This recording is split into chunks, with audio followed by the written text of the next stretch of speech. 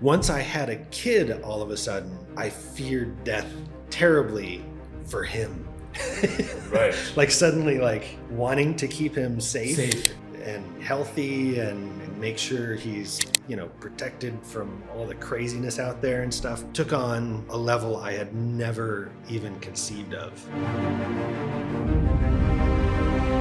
The situation I'm raising my son in now could not be more the opposite of how I grew up, honestly. I mean, I grew up in the same small town my whole life, East Longmeadow, Massachusetts, in the northeast of the US. We moved a couple times, but it was literally a few miles down the road. Anytime you ask him that, it's always he wants to go visit family back in the home country, back in the US. That's one of the things that I've really liked for him, is that he has no fear of the world. You talk to him about going anywhere, he's like, okay. Halfway through, he's like, why is everybody in this book white? It was a Western. That was given by the school. Seeing all the people I worked with out here and hearing like, oh yeah, I live with my wife and my kids and my parents and my grandparents and my it's like what you all live together like that. Go home from work Friday with everything, and then Monday the doors are locked. That was actually a tough one because he's always been a kind of thoughtful, empathetic minded kid, which also means that certain situations can tend to stress him out a little bit. Like he gets concerned about things. Always hoping that he's always going to feel comfortable coming back to me to ask questions, to have conversations. I try not to lecture too much. I try to listen and have conversations more than lecturing.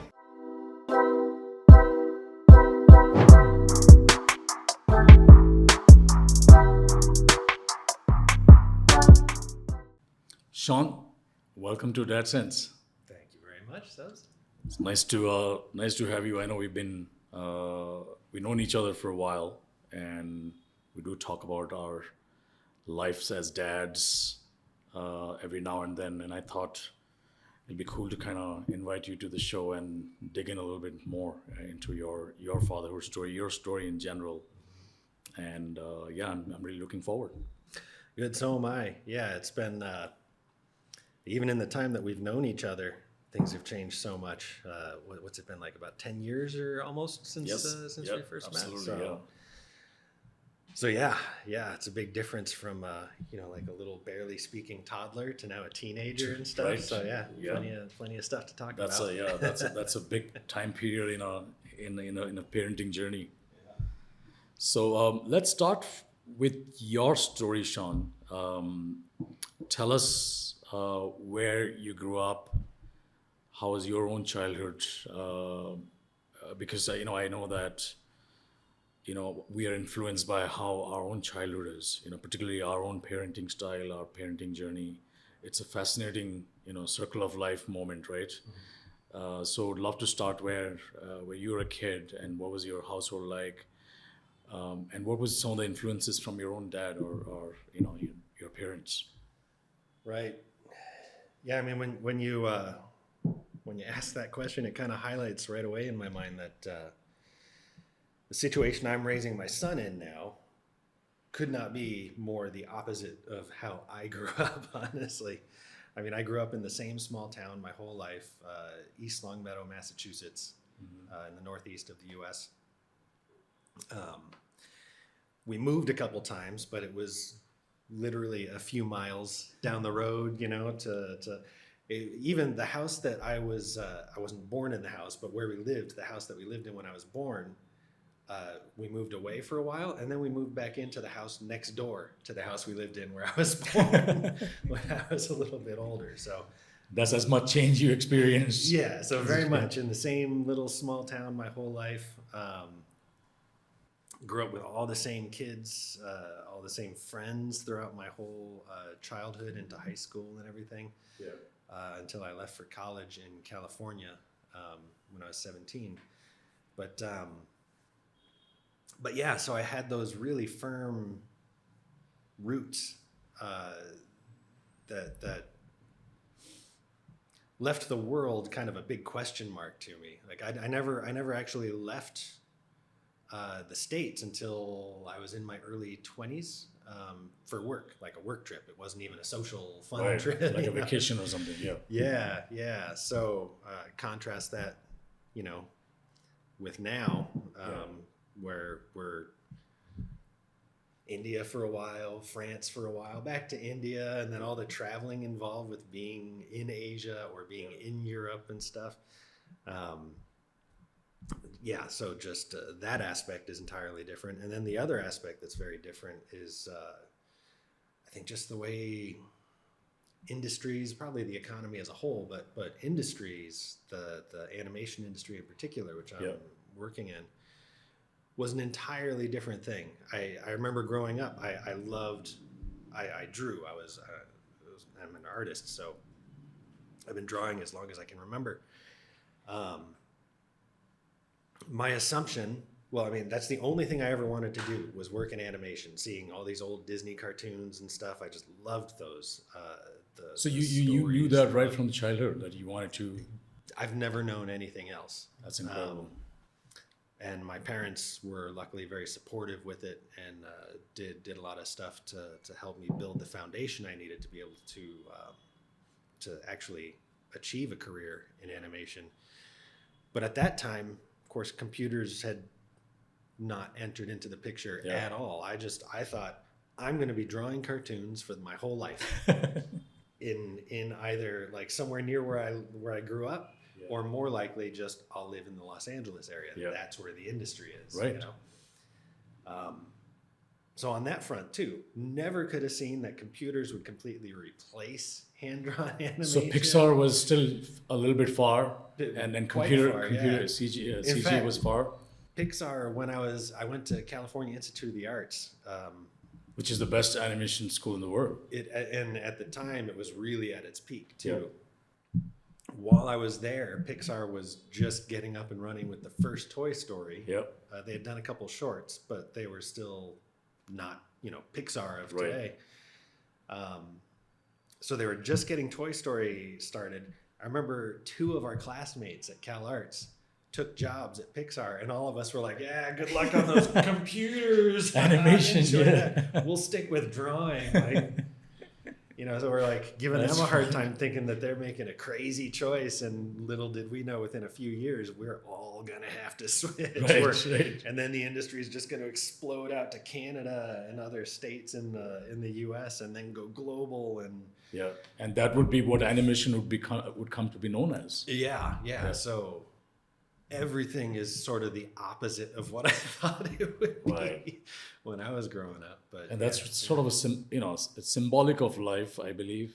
Although, as much as the world changes as it does between generations, right? But there's also a other side to it. There are some things still remain the same, right? Stories and the relationships between a father and a son. So you have to juxtapose both. And so I'm just curious to know, how is your dad? What are some of the childhood memories of you with your dad? And now talk to us about your own family and your son. Right. I mean, my dad's and my relationship was in a lot of ways quite different from the relationship I have with Dominic, with my son. Yeah. I'll say up front, like my son Dominic is also quite artistically minded.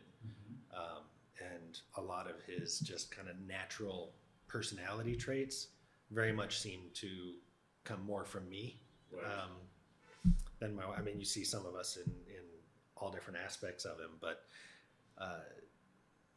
his just sort of, he tends to be a happy, pretty laid back kid, has a very artistic way of approaching things, all things that are kind of the natural tendency for myself as well.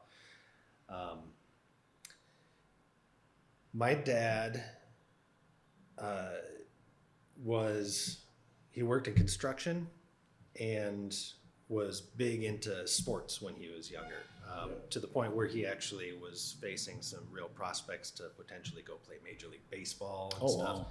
Wow. As a professional baseball player? Yeah, but he ended up having knee injuries Sure. playing in high school, and also his dad died when he was young, so he ended up having to support his mom Sure. and stuff. So just life kind of got in the way of that kind of thing. So the interesting thing, as far as where I ended up, at least in my relationship with my dad, is I was born with kind of I had natural athletic ability, but not much interest at all Yeah. in sports. I was an artist. I You was never drawing. you never gravitated towards sports. Yeah. No, not till I was older that Sure. I started really enjoying them, and actually looking back, thinking, man, I wish I kind of got into that when I was younger, just for the fun of it. But Yeah. but even so, it was kind of a challenge for him because he couldn't. It's the parent thing, right? You tend to project. Sure. You try Yeah, not your to, own- but you tend to project a little bit Correct. on your kids. Your and own interest everything. on your kids. And he saw in me like some natural athletic ability and didn't understand, why wouldn't I pursue that? Why did I want to draw cartoons and Yeah. stuff? I never knew this about him though until much later, like after I was already working in animation, that then he kind of confided with in me with the struggles that he had about this stuff. But that he So did you feel that struggle? Like no, Wow. no, that I only knew them to be supportive of helping me. Like when they noticed that I had a talent for drawing, and an interest in it. Yeah. More importantly, they put me in some drawing classes. You know, it's just some basic drawing classes to help me learn technique and strengthen it and start building on it. That's all I ever knew. Yeah. Well, he did a great job in kind of navigating his own struggle, which he found out later. Yeah. And then supported Yeah. your own instincts. Yeah, and I guess it came to a head when college time was coming up, college application time. I actually was offered a scholarship to UMass, an art scholarship. Sure. It was full tuition for the full 4 years, And close to home. close to home. Yeah. In like a traditional art program. But then I also got accepted to Cal Arts, which no scholarship, expensive private Sure, school, yeah. but it was exactly what I wanted to be doing, Right, animation. He had faced a similar situation where his schooling was going to be paid for by a sports team on the condition that he would pursue a professional sports career. But then when his dad died, he instead had to go down more of a make some money to survive Sure. route. So he had to pass. He was forced to pass on this opportunity when he was my age. Now here I'm handed the opportunity. I'm like, nah, I want that. Like I chose to pass. That was apparently one of the toughest things Difficult for him. that Yeah. my parents both told me about later. Wow. But yeah, you know, they talked about it amongst themselves and everything, and like he talked through his struggles with it with my mom and everything, Yeah. and they just Good for them. outwardly That's- to me were only supportive. So yeah, that was always interesting to me, particularly since I learned it later in life. Like, Yeah. it's not something I even knew at the time. You know? Right. Fascinating.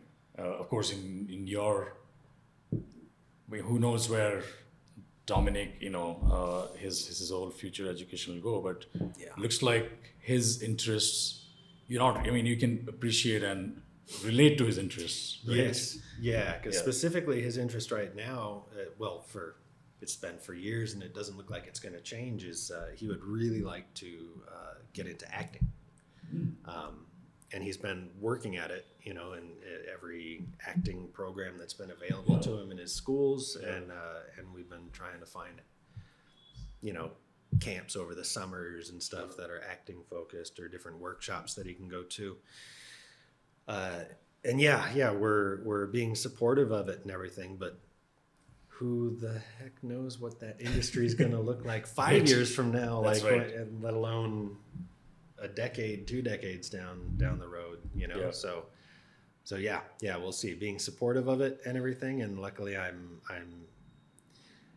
in a tangential industry enough, like in the entertainment industry, Right. just animation versus actually being in front of a camera. Yeah. so at least there's plenty that I can offer him as far as mentorship, guidance on things about acting itself, things about the industry, things that he should probably be focusing on and stuff. So I can offer him that help, but I also cannot answer at all what his chances of anything working out might be, given everything from AI to how long will the planet be habitable with climate? With geopolitics. So much of the future is such a question mark right now, beyond just that individual industry. Like, there's a strong parallel. Of course, I'm not into the drawing and artistic side, but I spend a lot of time in the entertainment industry, and my daughter is showing similar. In fact, she wants to go to Cal Arts. And thanks to some of my own connections in the media and entertainment business, I'm able to kind of give her some, vague path. She's also interested in acting, by the way. So we'll see what happens. But I hear you on just being able to give them some support. But going back to when Dominic was born, right? What did that moment make? How did that moment transpire for you? Like you becoming a dad. What did that teach you or tell you about who you were? How did you feel about that? Becoming a dad? I would have to say that this is just going like with my first thought here, because I do think this was the most striking change to me. I never had what you would call, I wouldn't say I was ever really afraid of the idea of death. Right. Okay. This might be a weird entry into the answer here. All good. Yeah. But I mean, of course, I didn't want it to hurt when it happens one day, whatever, but it was like, everybody dies. This is just the way things, it's cycle that just goes on and on and on. Once I had a kid, all of a sudden, I feared death terribly for him. Right. Like suddenly, like wanting to keep him safe and healthy and make sure he's protected from all the craziness out there and stuff, took on a level I had never even conceived of. Did it happen like right away, like flip the switch?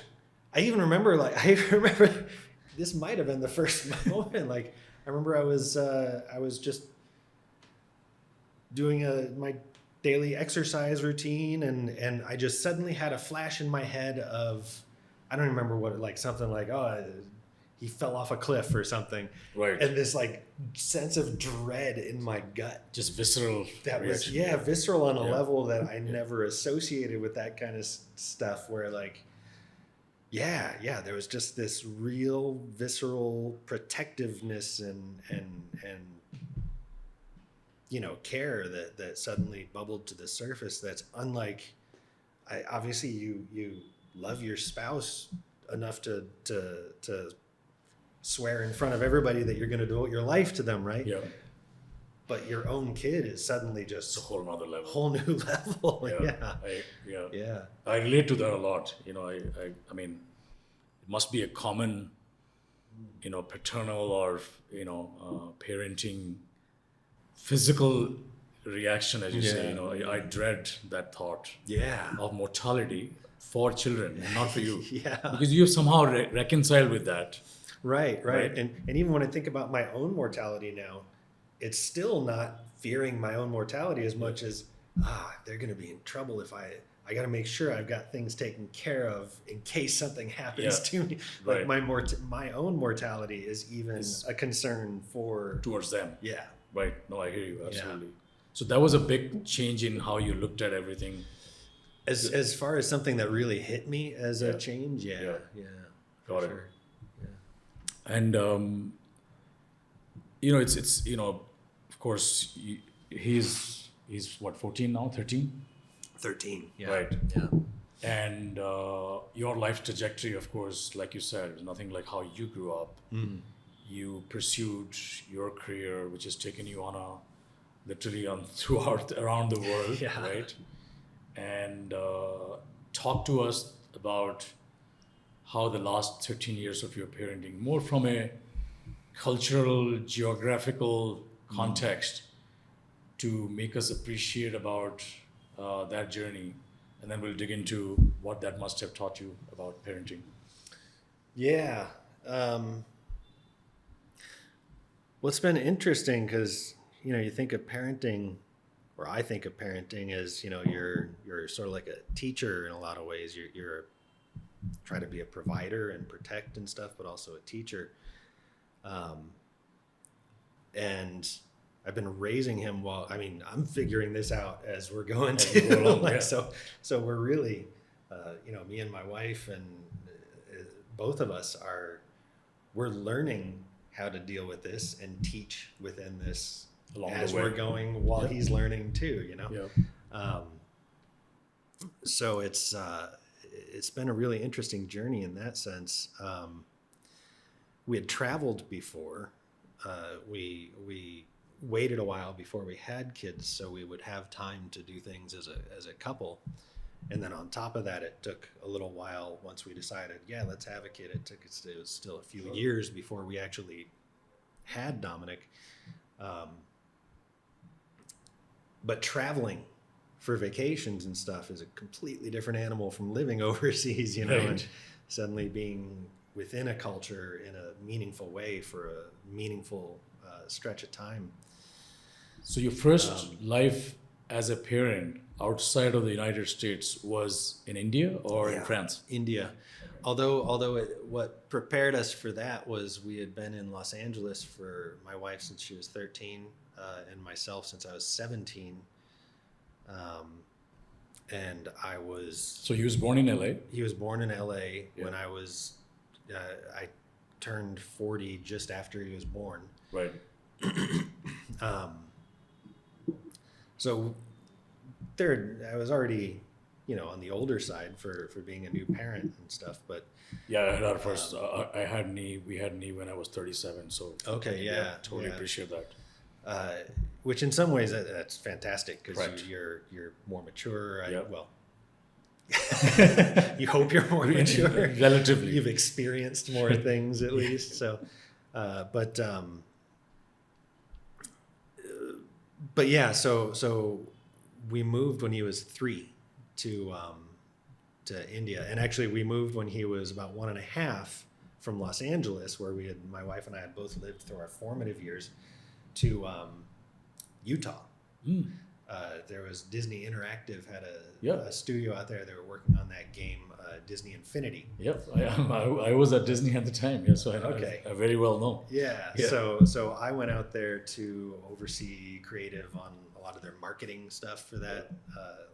Coming up with all these little short films for online or advertisements and stuff using the characters from the games. And so I was doing that based out in Utah, and Utah was a huge cultural change from Los Angeles. Yes. It was Salt Lake City. Totally see that, yeah. So, Salt Lake City is much less, it's a very conservative state. Obviously, Los Angeles is a huge city that's much more progressive. Salt Lake City itself tended to be a bit more on the progressive side, but you were still, in a lot of ways, in a very different culture. Like a lot of even just the standard week was guided by the fact that it's a very Mormon centric state. So like the things that are all closed on Sundays, most businesses were closed on Sundays to a degree because that was church day and stuff. And you would really see on Sundays you'd go to the park, and what would normally be filled with like big Mormon families and stuff is suddenly empty, and it's filled with all the people that have like tattoos and smoking cigarettes. And like, so you could feel the difference in cultures right inside. Yeah. So it was just an interesting cultural shift. Sure. That we didn't expect it to feel that different. That actually prepared us in a lot of ways for then moving to a completely different culture. Coming over to Utah to India. Bangalore. Yeah. I don't know that we would have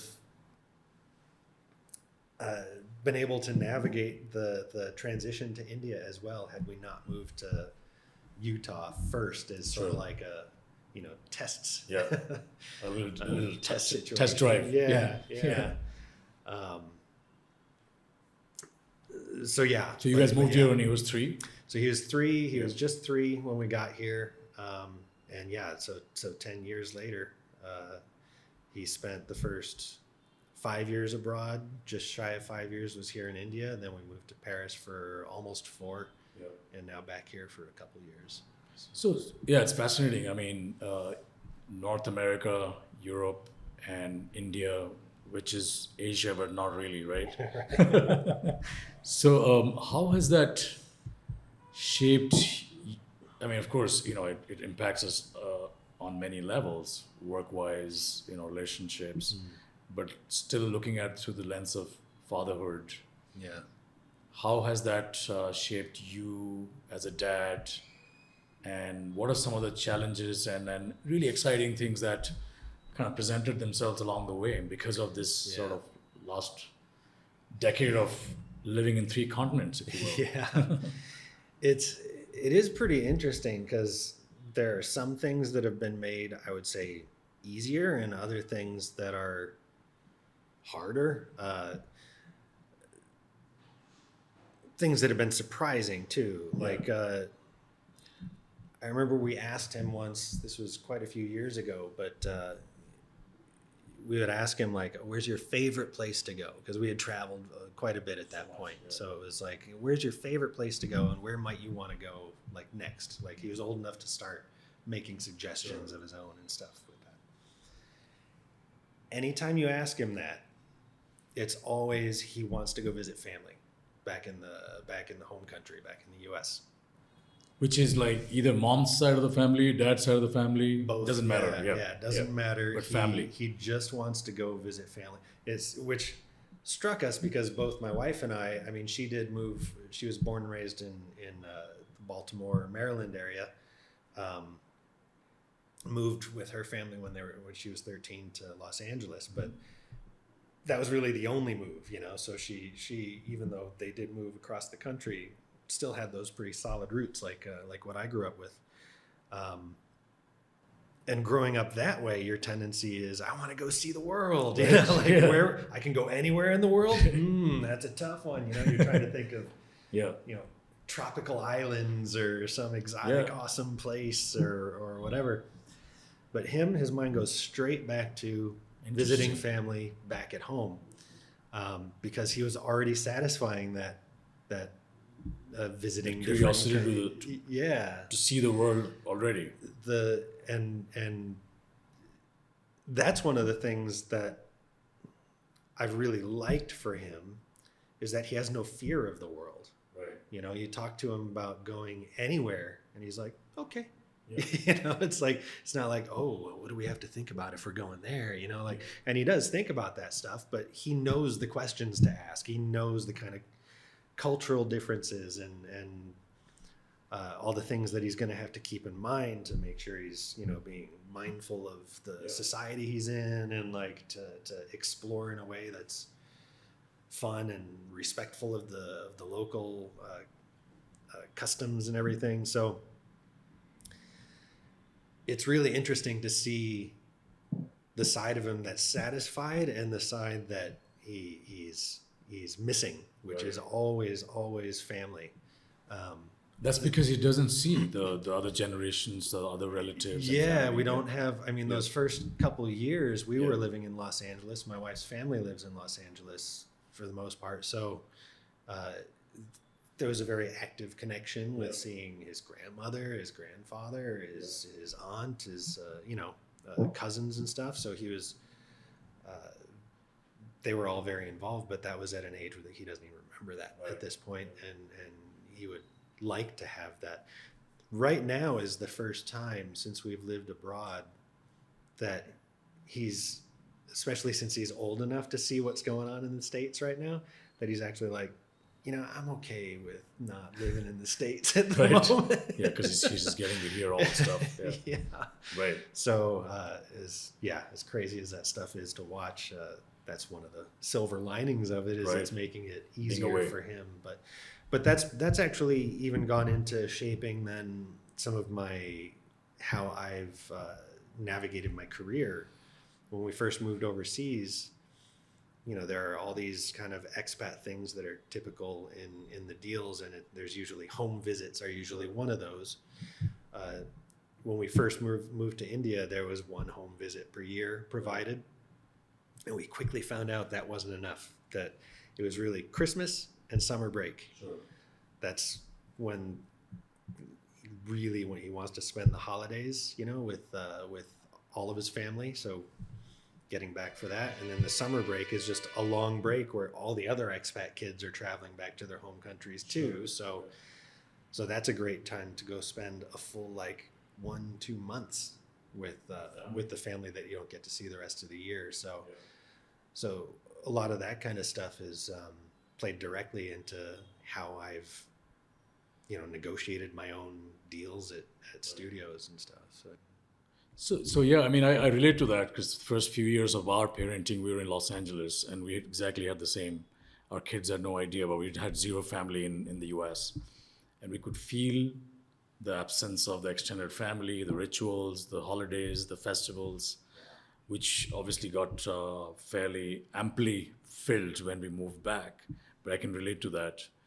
But then, you fill up the emptiness or the lack of that with other rituals, right? Mm-hmm. For example, there was I have a framework that I tell my kids, even now, with both my parents gone, my wife's mom gone, our interaction with the parent side has minimized a lot. So we tell our kids, right, because they see their friends going to their grandparents, for example. Mm-hmm. So we say, when they're going somewhere, we can replace friends with family, mm-hmm. right? Mm-hmm. And we used to do that back in the US as well. Yeah. So how do you offer, every holiday or every occasion does not, it doesn't involve family. There are other ways in which we can celebrate. So how have you guys navigated that?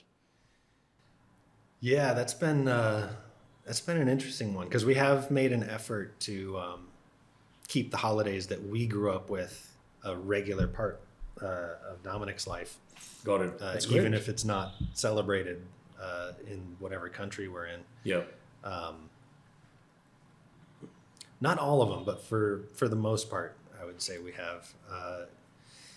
Halloween, I actually never realized that Halloween was so American-centric growing up. Yeah. As a little kid, you're like, everyone in the world's doing this. It's so awesome. Why wouldn't they?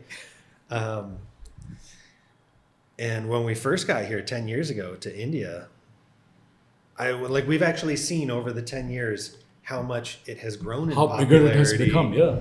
I noticed India, that too. And we saw it in France for 4 years too. We saw the first year there was some small Halloween stuff going, but each year it was more and more. Yep.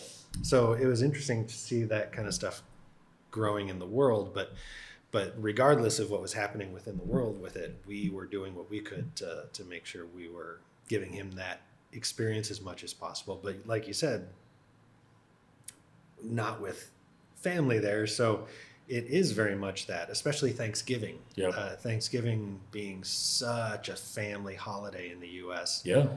Where, that one more than any other one is everybody getting together and having this giant meal together, football on TV, all that kind of American football on TV and all that.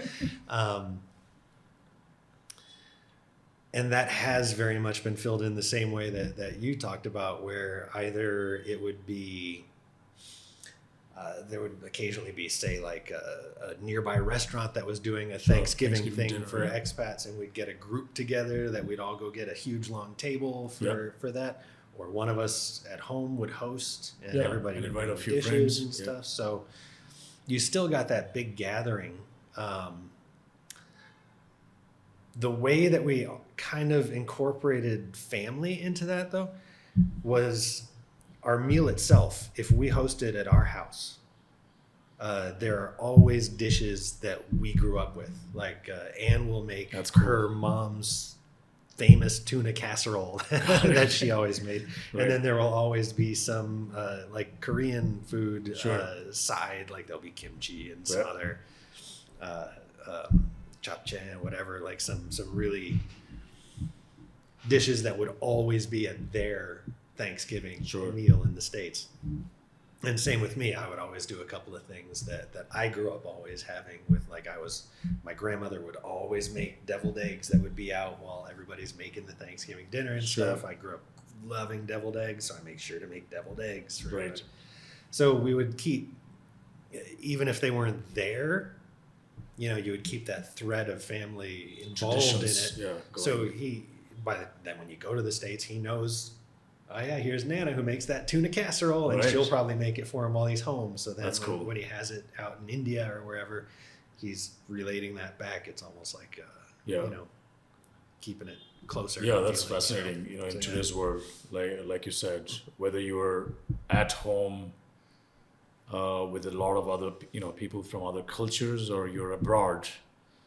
Again, if you have people from all cultures, it's a real question on how do you keep some of the traditions Yeah. going in this generation. Yeah. Yeah. Oh, and we force him to watch like the Charlie Brown Halloween special every year, and Rudolph the Red-Nosed Reindeer. Like, we grew up with these. You're gonna watch them You too. don't have to watch this. Yeah. Yeah. I realized we had a few Swedish friends, and funny enough, they had a tradition in Christmas that they would watch a Mickey Mouse show in Sweden Oh, really? after the Christmas dinner or whatever. Oh, nice. So I always find these like commonalities, albeit with different shows. Yeah. It will be something to do with a TV show, like a football in Thanksgiving, or a Mickey Mouse cartoon Yeah. on a Christmas night or whatever. It's Yeah. fascinating. Now, there are other ways in which I'm sure you interact with you spent a good amount of time in a culture like India, right? Mm-hmm. And you probably have seen enough of families and parenting and how kids are raised indirectly. Now, what are some of the things that a lot of our audience is, of course, Indian, right? So when it comes to raising children and parenting, I'm curious to kind of take advantage of your perspective as an outsider on what you think are some good routines and practices when it comes to how kids are raised here, and what are not some of the things that are not so good from your perspective. Let me put it, it's not so good or bad, but something that sounds interesting, and you'd ask yourself, why would they do that, right? Yeah. It'd be interesting to look at it from your standpoint. I mean, I would say the thing that really comes front of mind for me about what's a very noticeable difference that I think strikes me as a good difference here is how close and constantly involved with each other families are here. Mm. Seeing all the people I worked with out here and hearing like, oh yeah, I live with my wife and my kids and my parents and my Right. grandparents and my like it's like what you all live together, like that's not an American concept, right? You're basically, you hit 18 and you're on your own. Get You're out the out. door. Good luck, man. Like, you can always come back here, but have fun out there. It's that rugged individualism that you're raised with is just a cultural thing that you come someplace like India where like the reason I suddenly became so aware of it is there'd be the animation industry is so overwhelmingly male here. I didn't realize that. Yeah, very, very few women. That's kind of a thing across the whole industry anywhere in the world. It's just a male-heavy industry. That's shifting a bit in a number of countries, but India is still pretty male-dominated. Yeah. And what shocked me was that I'd be working with somebody in Mumbai. My first experiences in working in India was still living in the U.S., but coming out to Mumbai every few months. there were a bunch of people that were like, oh yeah, my family lives in Hyderabad or wherever else, somewhere entirely else in the country. I'm like, so your whole family, you're here just like in an apartment yourself, your kids and your wife and family, they're all somewhere else. And that was just because it was so important for the family to all be together that it made more sense for just the dad to go off and work and come back and visit as often as he could, so that the family could all be together, you know? Whereas with me, that never even crossed my mind. Never imagined doing that. When we're leaving to work overseas and stuff, it's like, well, of course, we all go together, and all of us leave that larger family to go out as our little family unit. Granted, that's an extreme case, but even in the States, I was in California with my wife and son, and my whole family was on the East Coast still. So, you know, it was never a consideration that like, okay, you guys live on the East Coast with all the family. I'll be out in LA working.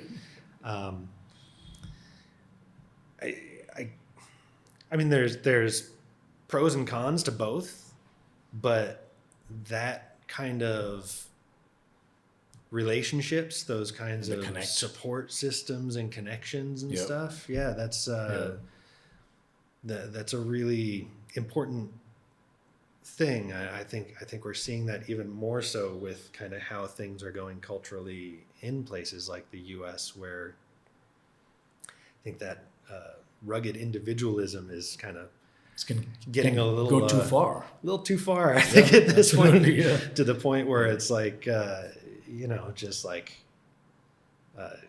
you know, I got mine and screw you is kind of the becoming too common of a sentiment when then you come somewhere like here and it's not just about I got mine, it's thinking about the family and the community, because it's not just that's striking too. It's not just isolated to the family, it's the broader community too. There's much more of a social cohesion that way, I feel like. For sure, I think I look at it as well, you know, having had the opportunity to kind of get away from here for some time. I was 7 years, but still sort of enough for me to, you know, detach myself and look at India kind of objectively, as you'll be able to do for America, right? Things that are good and not so good. So it's interesting, you know, a lot of times, you know, I struggle with when is this question of, you know, where should we be raising our kids? Should I be moving somewhere so the kids can get a different life experience? That question's always there, right?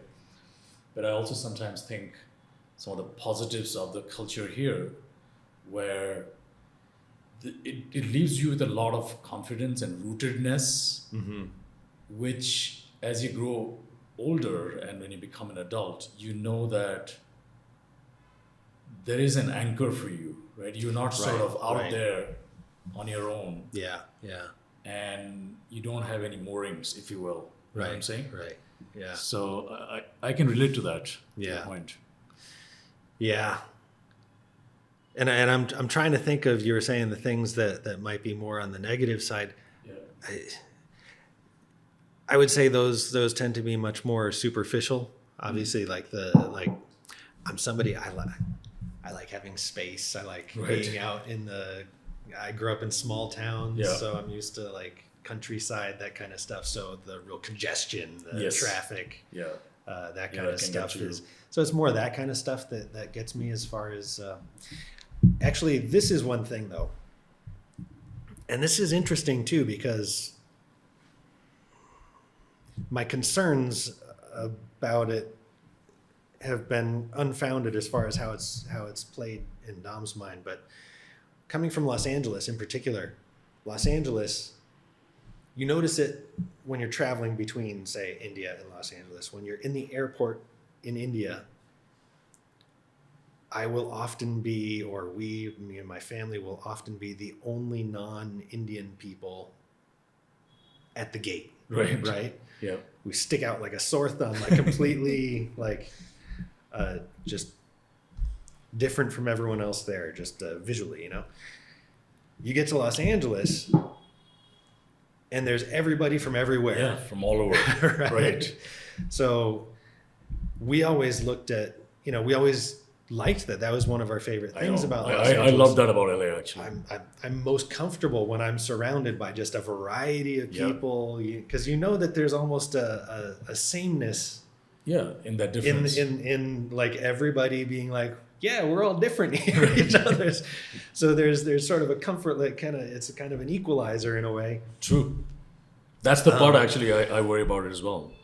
Yeah, but what's interesting coming from the U.S.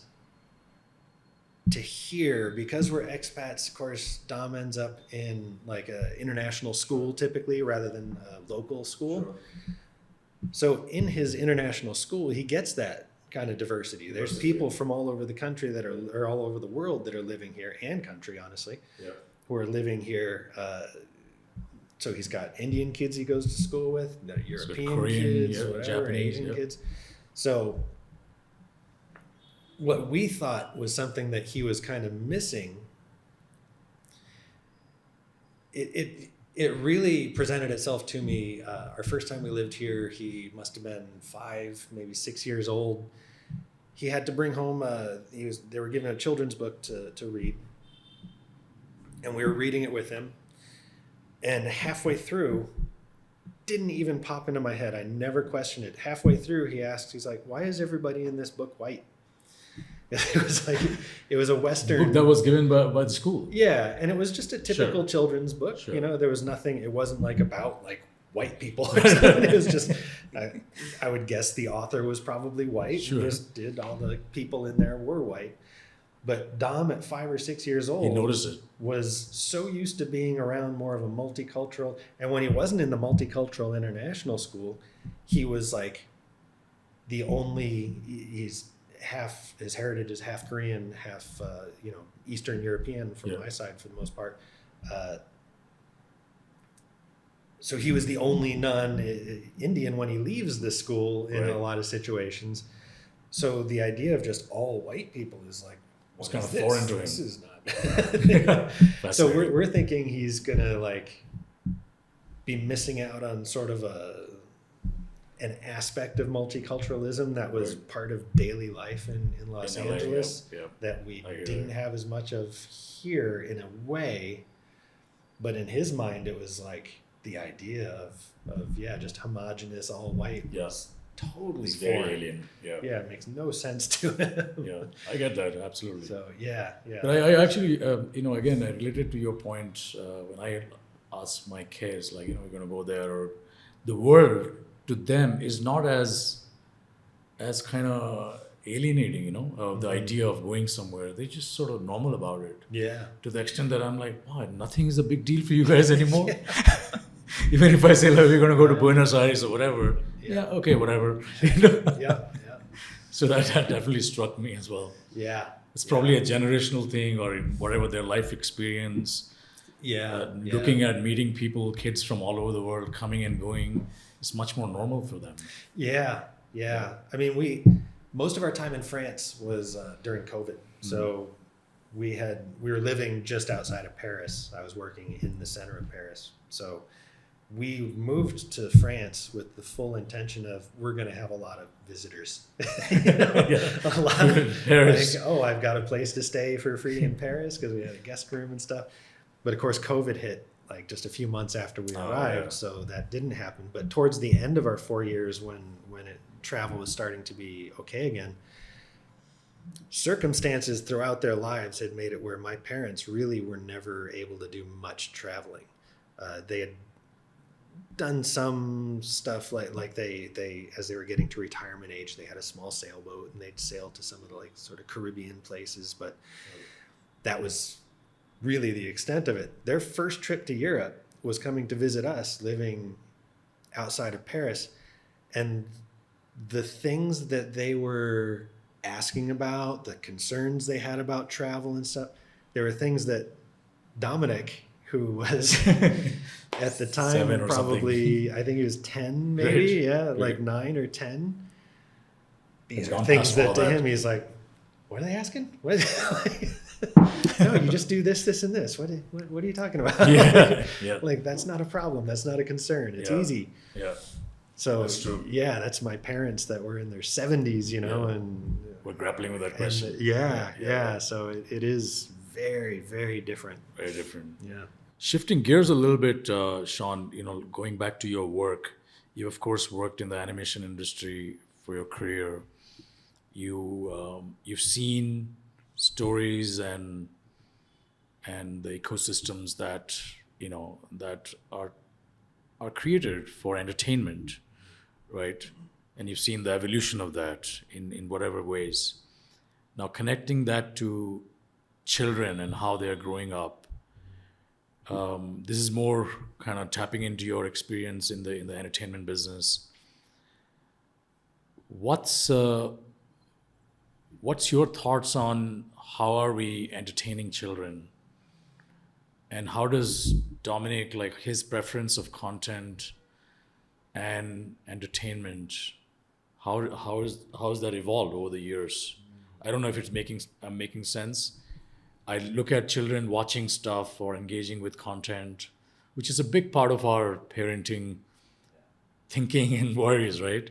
What are they consuming? And whether it's social media or even general sort of streaming content. Being an insider, so to say, what's your take on that? Yeah, there is a lot of stuff that's changed in that regard over the course of my son's life. I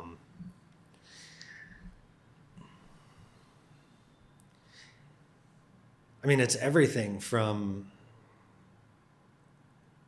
exposure to things. You know, the world's a much smaller place compared to when I was younger. So a lot of information is much more accessible, which has impacted the way you approach storytelling. Yeah. A lot of even just the form of media that things are consumed in has changed so much in a way that has shifted how you tell stories. Like we were hearing about it back in the early MTV days, right? Like, oh, these kids have no attention spans anymore, right? Things are getting more faster cuts and like all this stuff. Like that's on steroid now. And that's back when we were still moving at this glacial pace as when we were kids, right? So, but now, things have shifted much more to platforms like YouTube or the immediate gratification of any streaming service. Or even reels on Instagram. Everything being like just everything is right there, right now, when you want it. In either long form or short form or whatever. And in fact, I would say my own industry is way behind in keeping up with that. Right. It's being forced to grapple with it now. In that we're actually even when animation is delivered to consumers, right?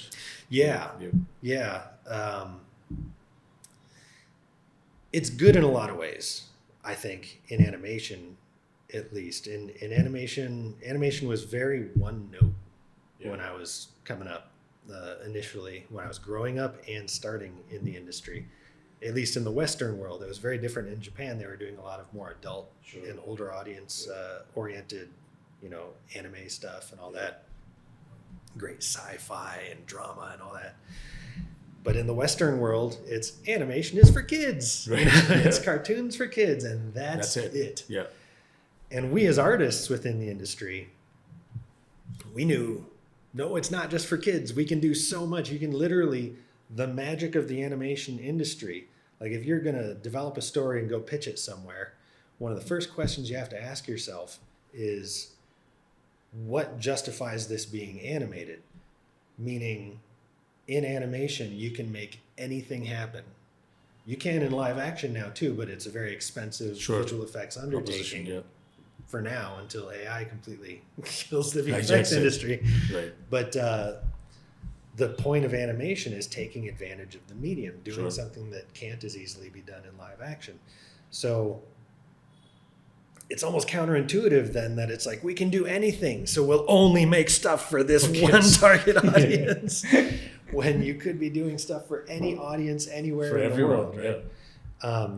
That's one positive development that I've seen, especially in the past couple years in particular, once movies like the Spider-Verse came out and some other early ones that really started exploring different visual styles geared towards older audiences. Once there was a success, that's what it always takes, is one of them has to make a ton of money. Right. Then everyone's like, we're doing that. that's where the money is. That's where all the studios go. But that studio system, that big behemoth studio system, and I saw it myself recently having worked for Technicolor, Right. is finding that their place in where this industry is going is becoming much more tenuous. And how are kids? Do you think even if it's, is it still a medium for, like, I developed a lot of my worldview through movies, honestly. Right. Growing up in small town India, Yeah. that was my window to the world, which is no longer the case for children. Right.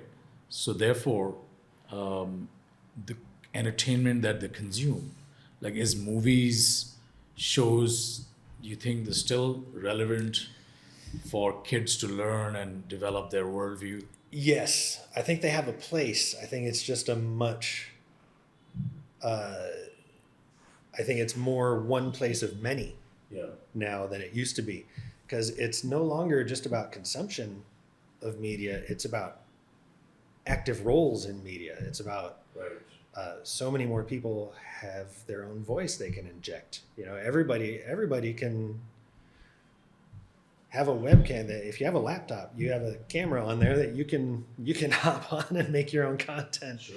And do stuff yourself much more easily. And now with the development of AI and various other tools that are more and more accessible, cost-wise, use-wise, like learning how to use things that used to be very complex to achieve are much more simple and cheap to achieve now. Yeah. And then for kids who are consumers, like, they don't care, right? Yeah. If it's a highly... When I was first working with Technicolor in Bangalore, the company was Technicolor Animation and Games. So on the games side, I used to go to the GDC, the Games Developers Conference in San Francisco every year. And increasingly there were talks about what was becoming a bigger industry than the games themselves was people watching people play games. Correct. Yep. Like going on YouTube, seeing live streams, just watch others of play. Somebody playing games and just sitting there, and that's a form of entertainment now. Right. Which is like, that's what we used to do as kids. It was our buddy's turn. Yeah. And so they were playing, so we're watching and cheering them on and stuff. But now that's actually a form of entertainment that makes billions and billions of dollars. It was raking in more money than the games themselves were in sales. Yeah. So it's changed. That means those people playing, they're now content creators. Yeah. Kids playing games, adults playing games. And the thing is, so the thing is, what I think about in good and bad always is when we were growing up, like, you had a few people that you looked up to, whether they're characters, animated characters, or live action heroes. Now that's, literally tens and hundreds of different influencers and people who are building habits. Like, I know Neve, my son, wakes up and goes to like 2 YouTube channels to get his soccer, dose of soccer of what happened yesterday. Right. And then he's just literally soaking it up at 6 a.m. Yeah. Then he goes somewhere else to kind of catch the world news or whatever. Right. It's this guy who's throwing, it's all good stuff. Yeah. But he just doesn't have like 3 things to learn from. Right? Yeah. So I keep thinking about it from, I have literally lost control on what he's getting shaped by, right? You can say, yeah, that's good, or I can let me take a look. Yeah. You can do some sort of compliance control. Yeah. But only to some extent, right? Like, how do you, Yeah. you're in the business, like, what's Dominic watching? Like, do you have any take on, you know what I'm saying? Yeah. He's watching stuff that is in line. There's the stuff that he just enjoys. Yeah. his gaming stuff. His friends like to play games, and especially as an expat, he has all these friends who, once their family contract was up, they moved to another country. So he's got close friends that live in all over the world. Their way to stay in touch is they'll hop on and play a game together while they've got a FaceTime call open. Or something. I see that. Yeah. So there's the side of what he's into which is kind of nice, actually. What right? they're all into. So he's got that connection that lives on with them. But then he's also very just interested in the things that are, like he wants to be an actor. So he's actually very perceptive about when he watches a movie, he's perceptive about how good the acting performances are. Very cool. And he's got like we always noticed first thing artistic about him was his sense of music, a great ear for music and stuff. He's much more. So he's noticing the music while watching? Yeah, soundtrack. Like a lot of times the soundtrack goes to a point where you're really focused on what's happening. The soundtrack is almost a subliminal aspect of it. He's keyed in on the soundtrack. Fascinating. And he'll like make some comment about, something's about to happen here because you can hear it in the music. Yeah. Like he'll pick up on something that even I might not notice because I'm so wrapped up in what's happening on screen or something. So a lot of his interests are there, but it kind of ties also back into, I think, the fact that everybody's got much more of a voice now to bring to things, because of just the easier ability to make that voice heard, to put it out there, which, I mean, in the broad change that I'm seeing in entertainment because of that, that I think is great, is the industry being democratized a bit. Right. It was so gatekeeper controlled, just these executives who even the storytelling has a big impact on this, right? What stories are being told? Yeah, because everybody has an issue with like, another movie came out that's just full of visual effects but no good story running through it and stuff, and it's like, well, that's what makes a ton of money, so that's what the executives are approving. Greenlighting, or you hear people like, there's no new ideas. It's like, there are. I know a bunch of people that have them. I've got some new ideas. Nobody's going to make them work. Because it's a risk. It's not an existing franchise template. or it doesn't have it can't be marketed like and toys and stuff, and but now that's shifting. That's shifting because now those gatekeepers, they don't have control of those gates as much anymore. They do for the big budget stuff, but it's becoming much more possible for lower budget things to be done by independent people, and we're seeing that really impact the industry. And that's where I think, and this is something I try to explain to Dom a lot since he wants to be in this industry, I think that puts importance then on, say, people like myself. I've been in the industry as a professional artist for over 30 years now, very focused on, I've learned the technology side as much as I've needed to in order to execute my art, but I've been very focused on the art form itself. Right. Very intentionally so. So what I'm finding is, that's great that it's more democratized now, the sources of entertainment, but at the same time, that kind of raises the need artistically for some semblance of expertise to exist within that. Sure. There's always going to be the amateur people doing their amateur stuff. And I don't say amateur to denigrate it or say it's not good. There's a lot of great amateur stuff. Yeah.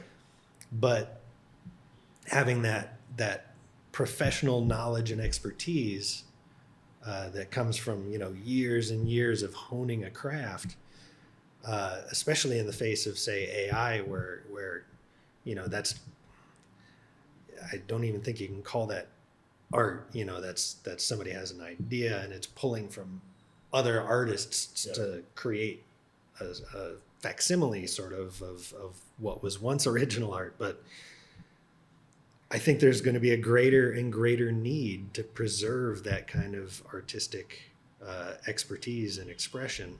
So it's almost like everybody, now that the gatekeepers are kind of getting pushed aside, everybody Just a great has not opportunity just a for- voice, but an important role to play. You know, Yeah. because even the people with the expertise, my expertise was built in that narrow scope that I was talking about But earlier of it's meant just for kids and stuff. Yeah. And now, even though it's what I've always wanted to be doing, more broad exploration and stuff, that's still a new world for me. Sure.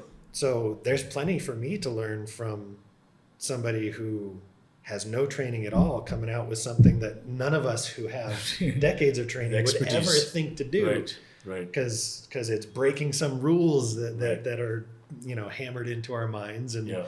they just do something. You're like, wow, that's really compelling. That's Yeah. interesting. Like, Yes. we should start thinking a little bit more that way. So there's something I think for everyone to learn from each other there. So it's a strange place where there's both. It's both the collapse of an industry in a Of certain the way, traditional system. but Yeah. also a rebirth in a whole new way that Yeah. we'll see where it ends up. But Yeah. No, that makes sense. Shifting gears, coming back to the personal journey of, raising a son. Like you said, life throws a lot of curveballs at you, ups and downs at work. And we always make choices of how much to bring our children along the journey on exposing them, like going back to the protective side, at the same time also exposing them to the reality of life. I know you talked about quite disruptive, changes in your workplace. How do you decide? How do you bring Dominic along? Some of the tough times that you've navigated at the workplace or in life in general. Yeah.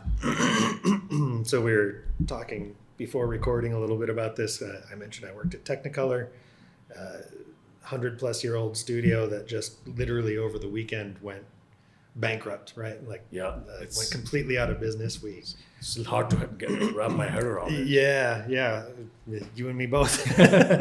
Go home from work Friday with everything great. We're actually in the middle of working on a film and gearing up to work on a second one. Yeah. And then Monday the doors are locked.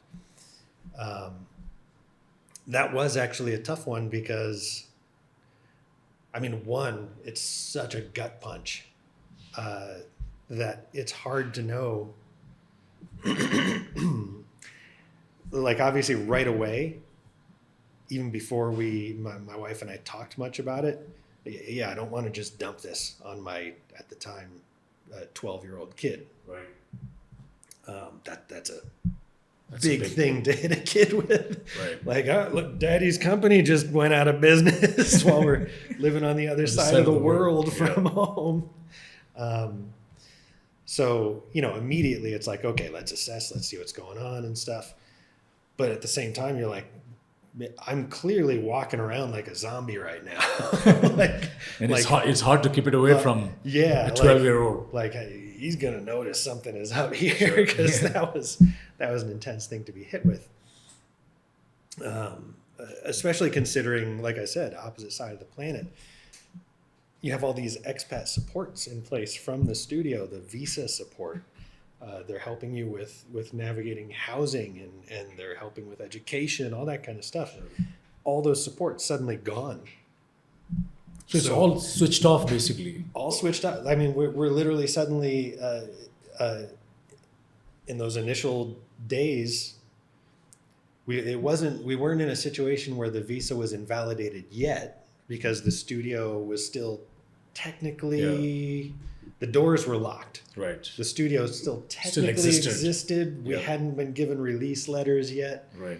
But as soon as that release letter came, my visa was invalid. We had to. So it's like because you were no longer employed. Because it was an employment because visa. There's no entity to employ. So suddenly having to scramble, like, how do we deal with that to make sure we're not illegal? How do we realizing, my phone line was tied to the studio. They haven't been paying that work line, and that's the line we set up our bank accounts with and all of our home internet and all that kind of stuff. So it really hits you like at every day. Some other little thing hits you like, oh crap, if we don't take care of that, we're devastated. Because yeah, like if I didn't suddenly remember the thing about the phone line, if they cut that phone line off, I no longer have access to the bank account to buy food. It's just overnight it just boils down to Yeah. So like, yeah, you're trying to figure that out. You're like, how does he not know immediately? But we actually decided like, because he tends to be, he's always been a kind of thoughtful, empathetic, minded kid. Which also means that certain situations can tend to stress him out a little bit. Like he gets concerned about things. Yeah. My son's like that. He takes it into heart and he starts worrying, planning, analyzing, and all that stuff. Right. And he's getting towards the end of the school year when this happened. So, second half of the school year at least, and because this happened in February. And last thing we wanted was just, hey, no idea what's going on. I'm out of a job, but just you focus on school though, we knew that would be the case. So we decided, okay, let's just get some answers to the path forward before we bring him in on what's going on.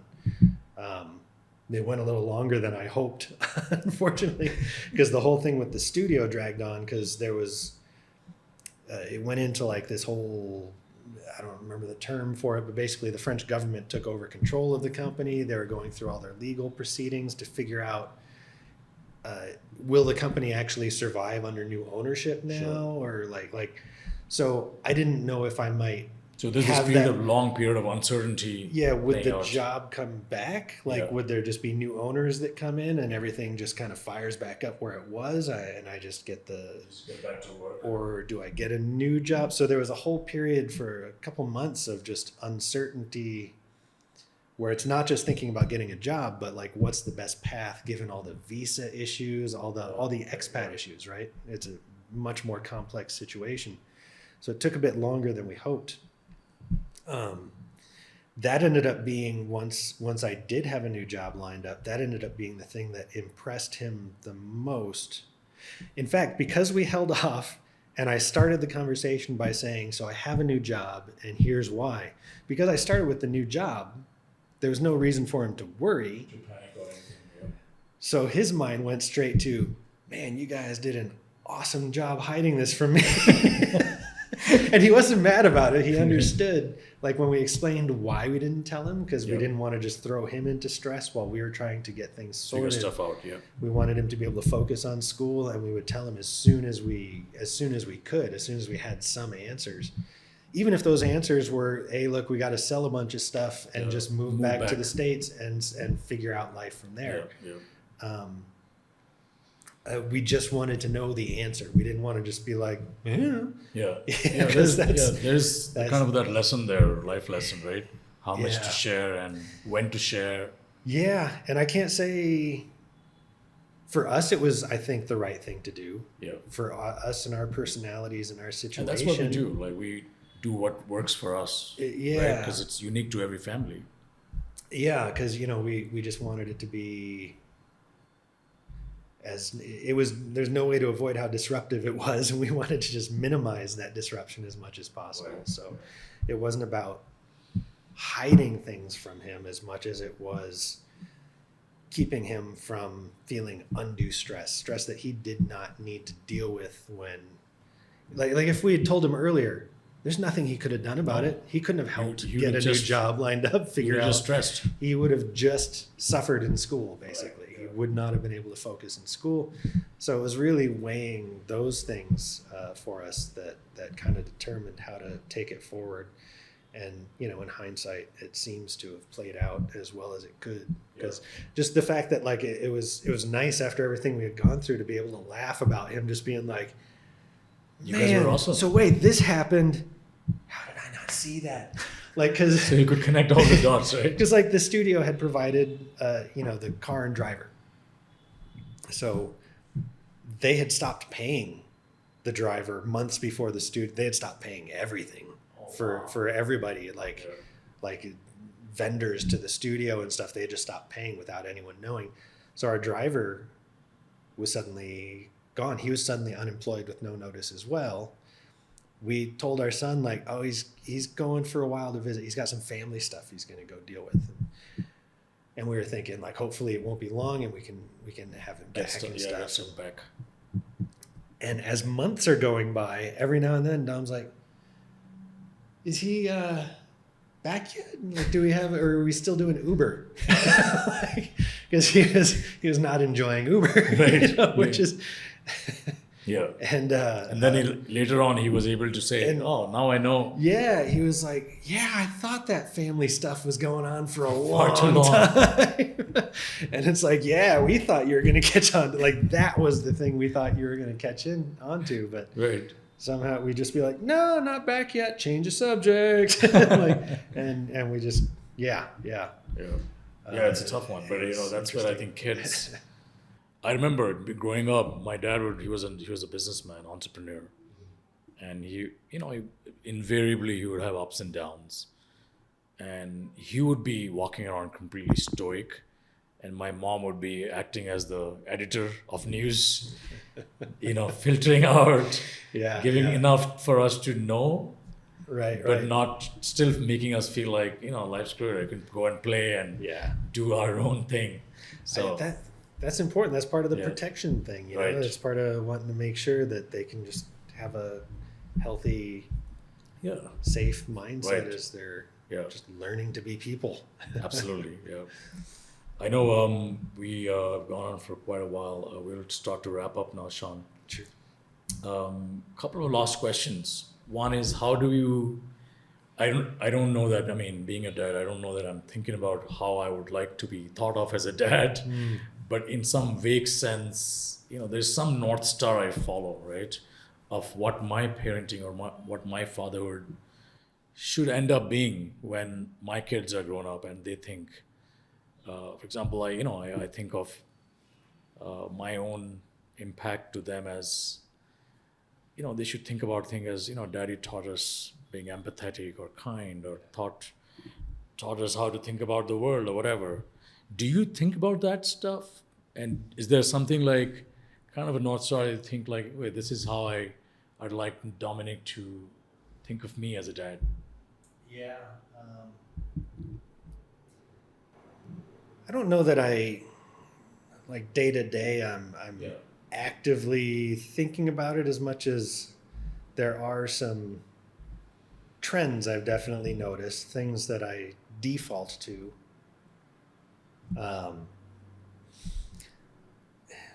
One thing that that I've definitely found has been very important, and I have to make an effort. I try not to lecture too much. I try to listen and have conversations more than lecturing. And that's difficult for me. You're probably noticing just even in our conversation here, like I have no problem talking for a long time about my thoughts on something, right? That's part of my job even. I've been in my industry for 30 plus years now. So a big part of my job and the kind of leadership roles I'm in with teams of artists is to help impart my experience on them, especially coming from the Western animation industry that's simply an older industry in the West than it is here. So it's not just that the artists are younger than myself that I'm working with and less experienced in the industry themselves. The industry itself is younger here and has less experience for them to draw on. So a big part of my job is mentoring, is teaching, is literally lecturing, like literally getting everyone together in the room so I can tell them how it's supposed to be,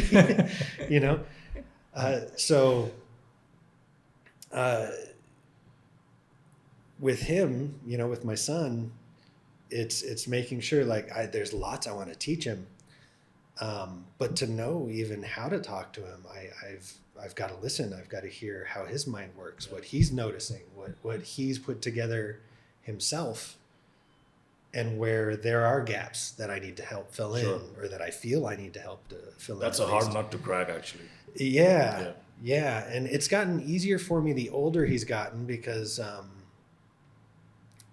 it becomes much more of a natural conversation. Yeah. Their own minds have developed and their own personalities have developed that they've got something to say. So it becomes more naturally More of a conversation.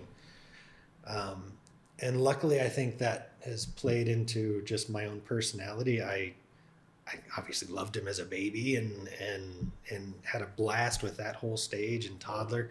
But I was always looking forward to when we could just sit down and have a conversation.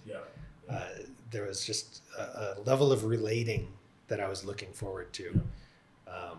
And that's sort of starting to happen now. And that's been happening more. And I also never expected that.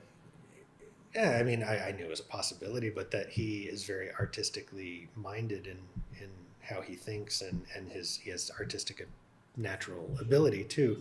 So there's this other level that we can relate on too.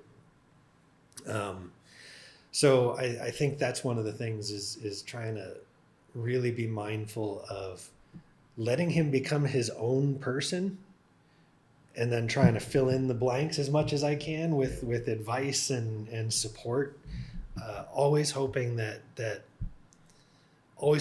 he's always going to feel comfortable coming back to me to ask questions, to have conversations, to just to feel comfortable talking to me about anything, sharing problems. Sharing problems and questions and whatever else, and knowing that it's going to be like just a respectful dialogue about it, as opposed to like judgment or lecture, or lecturing. Right. Yeah. Got it. So I mean, I think that's been a pretty foundational thing for me as a parent, I found, and something I've been much more aware of as, like I said, he's gotten older and it's been easier to have conversations and stuff. And see the person he's becoming, Yeah, it's fun to watch them becoming little, adult. Yeah. Mini adults, if you will. Having a point of view, having an opinion. Yeah. Engaging in a back and forth. And an attitude. Yeah, that's true. That's true. Yeah, the eye rolls. Well, it's been a blast, Sean. Thank you so much for spending the time. It was nice to travel the world of your parenting and your own life journey with you. And there's a lot to learn and a lot to take away, particularly from your unique perspective of living here, having grown up in another culture. And I'm pretty sure our audiences will enjoy watching and listening to this. Well, I hope so. It's at a time when the world's getting smaller and smaller and more interconnected. It's great to be able to talk about this stuff, and I hope it does help somebody somewhere. I hope so, and I'm confident that it will. Good. Thank you. Sure. Thank you. Thank you. Absolutely.